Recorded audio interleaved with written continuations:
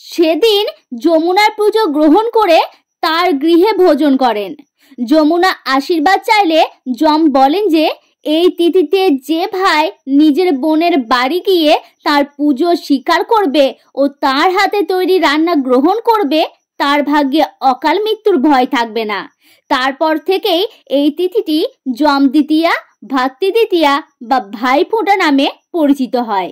আজ রবিবার 3 নভেম্বর অর্থাৎ ভাইফোঁটা।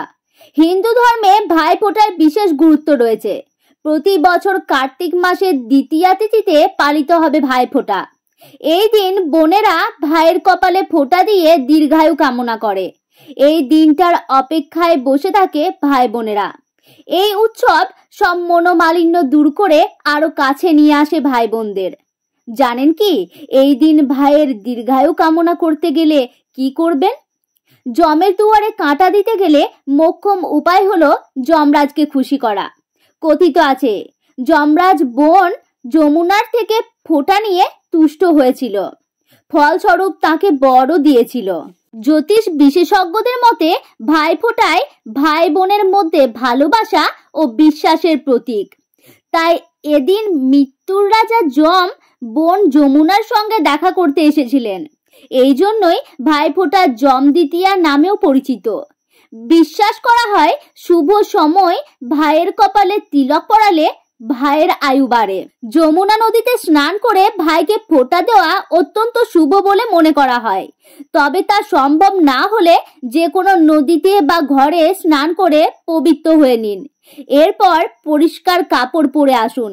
দেহ ও মন শুদ্ধ করে ফোঁটা দিলে যমরাজ খুশি হন। এতে যমুনা ও যমরাজ দুজনেই খুশি হন। সেই সঙ্গে ভাই বোনদের ওপর তাদের আশীর্বাদ থাকে। বোন যদি বিবাহিত হয় তবে অবশ্যই ভাইয়ের বাড়িতে গিয়ে ফোঁটা দিন। নিষ্ঠা ভরে শুদ্ধ মনে ভাইয়ের কপালে মঙ্গলের তিলক লাগিয়ে দিন।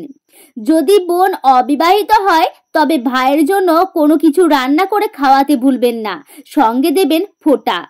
ভাইফোঁটায় যখন ভাইয়ের কপালে ফোঁটা দেবেন তখন অবশ্যই সুপারি, চাল, রূপো, মুদ্রা ইত্যাদি দেবেন। তারপর অভাবী কোনো ব্যক্তিকে এই জিনিসগুলো দান করে দেবেন। এতে আপনার ভাইয়ের পরিবারে মঙ্গল হবে। শুধু তাই নয়, ভাইফোঁটা দেওয়ার সময় নারকেল, চিনি, কালো ছোলা, শস্য ইত্যাদি ভাইকে দিন। ভাইফোঁটার শুভ মুহূর্তে যমরাজের নামে প্রদীপ জ্বালান। বোন তাঁর ভাইয়ের জন্য যম প্রদীপ জ্বালালে যমরাজ খুশি হন। আবার মনে করা হয় এতে অকাল মৃত্যুর হাত থেকে রেহাই পাওয়া যায়। ভাইফোঁটা দেওয়ার সময় মন্ত্র উচ্চারণ খুব গুরুত্বপূর্ণ। অবশ্যই গঙ্গা, যমুনা, জমি, যমরাজকে স্মরণ করে তারপরেই ভাইফোঁটা দিলে শুভ ফল পাওয়া যায়। সেই সঙ্গে মন্ত্র উচ্চারণ করলে যমুনা ও যম দুজনেই খুশি হন। হিন্দু সংস্কৃতিতে প্রধানত দুটি উৎসব রয়েছে যেখানে ভাই ও বোনের সম্পর্ককে গুরুত্ব দেওয়া হয়। একটি রাখি বন্ধন এবং অন্যটি ভাইফোঁটা। রাখি বন্ধনে বোনেরা তাদের ভাইকে রাখি বাঁধে। ভাইফোঁটায় তারা তাদের ভাইকে তিলক দেয় এবং শুকনো নারকেল দেয় তাদের দীর্ঘায়ু কামনা করে। ভাই এবং বোনের অটুট সম্পর্ক ভাইফোঁটার দিনে একটি উৎসবের মতো উদযাপিত হয়। দীপাবলির দ্বিতীয় দিনে ভাইফোঁটা পালিত হয়।